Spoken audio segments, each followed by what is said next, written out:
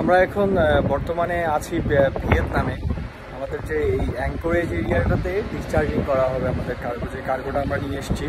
এই কার্গোটা অ্যাঙ্করেজে আমরা ডিসচার্জিং করব হচ্ছে 20,000 টনের মতো, তারপর আমরা পোর্টে ঢুকবো। সো এই যে অ্যাঙ্করেজ এরিয়াটা দেখতে পাচ্ছেন, এখানে যে ডিসচার্জিং করা হয় এই জায়গাটার নাম হচ্ছে কাইলং, ভিয়েতনাম কাইলং। তো এখানে আমরা নিয়ে আসছি হচ্ছে ভুট্টা নিয়ে আসছি আর্জেন্টিনা থেকে। তো এখানে ডিসচার্জিং করা হচ্ছে। এটা হচ্ছে আমাদের জাহাজের নাম্বার 5 কার্গো হোল্ড আর কি, 5 নাম্বার কার্গো হোল্ড। তো আমাদের জাহাজে এরকম 5টা কার্গো হোল্ড থাকে আর কি। তো 5টার মধ্যে হচ্ছে আমাদের নাম্বার 1 আর নাম্বার 5, এই দুইটা একটু কার্গো ক্যাপাসিটি একটু কম।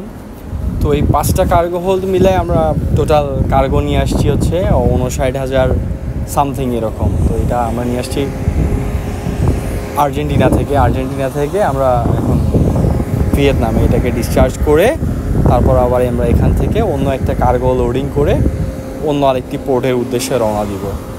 তো এখানে হচ্ছে যে সাইডে যে ছোট ছোট বার্জগুলো দেখতেছেন আপনারা, এখান থেকে এই বার্জগুলোতে করে ওরা হচ্ছে ল্যান্ডে নিয়ে যাচ্ছে এই কার্গোটাকে। আর বিশেষ করে এই যে জায়গাটা সত্যিই অনেক সুন্দর লাগে আমার কাছে। ছোট ছোট যে পাহাড়গুলো আছে, এগুলো দেখতে আসলে মনে হয় যে সমুদ্রের মাঝখান মানে বুক চিরে একদম বের হয়ে আসছে।